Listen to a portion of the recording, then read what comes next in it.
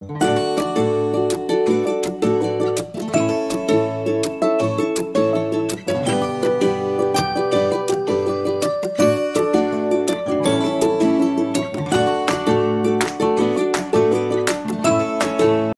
好，我係校園小記者6A 班梁益曼，我係校園小記者6A 班黃雅婷。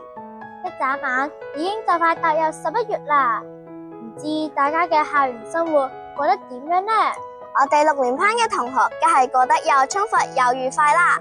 同時，我發現小一同學喺呢2個月嘅校園生活都取得咗非常大嘅進步。咁不如我哋今日就嚟採訪一下家長，問一下小一同學嘅校園生活過得如何啦。好啊，呢位係1A 班黃子康家長。家長你好，首先多謝你接受我哋嘅訪問。請問你認為喺開學前及初期，黃天為家長同學生適應小一學習生活做咗邊啲有效嘅預備工作？我記得喺小朋友仲係放緊暑假嘅時候，8月尾啦，黃天就俾咗一個幼小嘅銜接課程，俾咗小朋友，咁令到咧小朋友可能對於升小之後幾時上堂啊，幾時放小息啊，幾時放食飯有咗基本嘅了解，同埋學校嘅環境都有咗基本嘅了解。咁另外就係個課程入邊咧，譬如以中文嚟講，佢入邊有啲高頻詞係教小朋友，咁令到小朋友可能開學之後咧，喺課本裏面好快已經認得呢啲高頻詞。喺小一嘅學習生活之中，你遇到最大嘅挑戰係啲乜嘢？黃天點樣幫你解決呢？小朋友因為喺幼稚園嘅時候咧，功課量比較少，咁升小嘅功課咧，對於佢嚟講可能已經係倍數咁增長啦。咁黃天咧，我記得佢哋喺放食飯之後咧，係有一個導修班嘅，咁令到小朋友咧可以喺放食飯之後咧，就可以喺學校度做功課。咁其實佢基本上返到屋企，可能已經完成咗1半以上嘅功課。好，你認為黃天嘅小一功課量同埋教學進度嘅安排點樣？即係例如功課數量適唔適合，教學進度適唔適中？因為我自己有2個小朋友嘅。以小一嗰個小朋友嚟講咧，功課量我覺得適中嘅。但係小6嗰個小朋友嚟講咧，對於佢嚟講功課量可能有少少多，可以減輕少少。你嘅小朋友入讀黃天之後，喺學習、社交同埋自理方面有啲乜嘢嘅變化咧？小朋友喺學習方面，佢首先中英文佢都認識咗好多生字咯，咁變咗令到佢喺屋企嘅時候咧，可能佢會主動咗去拎本圖書嚟睇。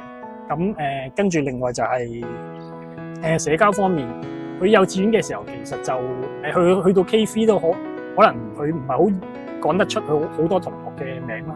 咁但係升小可能開學短短呢2個月咧，佢有翻嚟同我分享話，可能佢今日同邊個玩啊，又或者同邊個同學做啲咩，所以我覺得佢社交方面係有進步。咁最後就係呢個自理方面啦。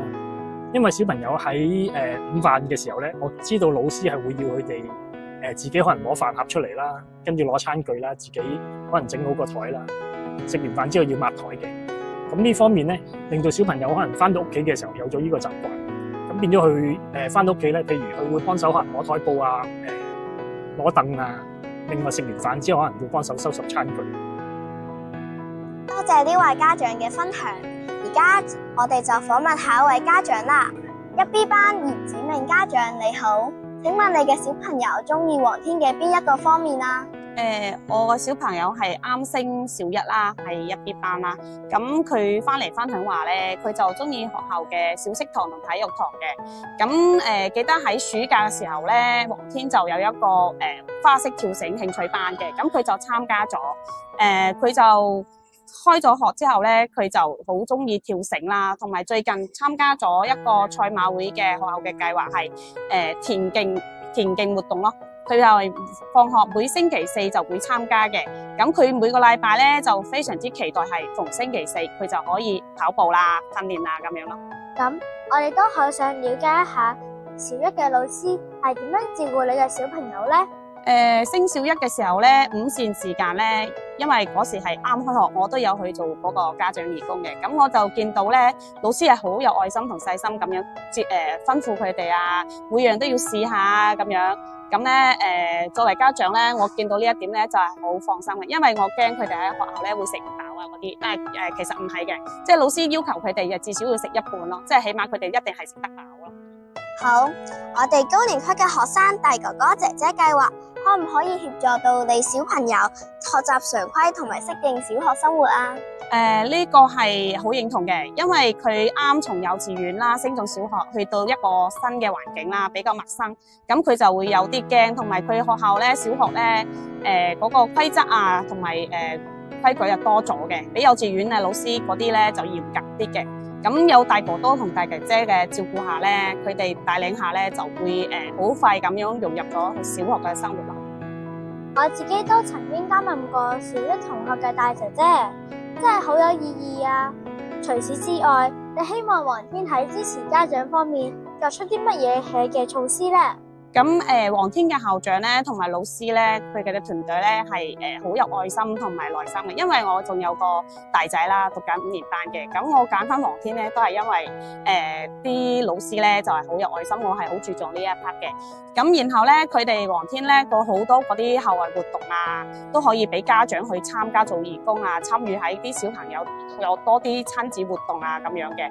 咁對於黃天有啲咩建議咧？暫時我就未有啲咩建議嘅。